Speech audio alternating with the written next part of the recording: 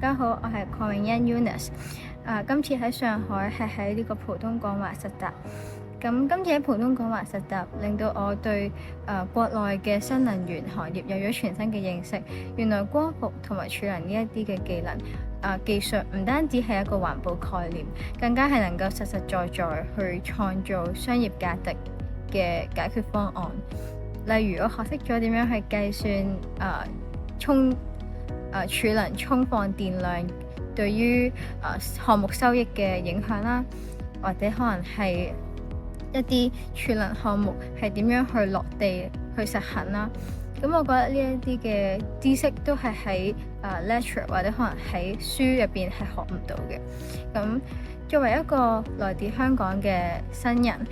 咁初次踏入內地職場係有啲唔適應嘅，但係從粵語切換到普通話啦，或者係由校園生活切換到企業節奏，非常之感恩能夠遇到一班非常之好嘅同事。我哋嘅團隊一直去陪伴支持我、鼓勵我，令到我可以喺頭幾日就已經適應咗我哋嘅行業嘅節奏啦。另外都好多謝上司同埋同事喺實習期間俾咗我好多機會去學習、去見識。第一日就俾咗好多外出參與會議嘅機會啦，又俾咗好多了解公司業務嘅會議俾我去參會啦，幫助我去逐漸咁樣掌握各種嘅技能同埋行業嘅知識。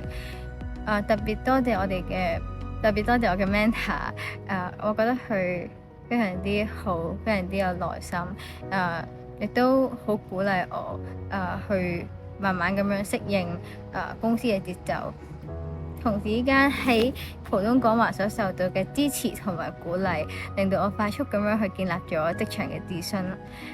亦都令我明白到好嘅實習唔單止係學習技能同埋知識，更加之係去感受每一個職場或者每一個企業入邊嘅溫度，佢哋嘅文化或者係佢哋嘅節奏。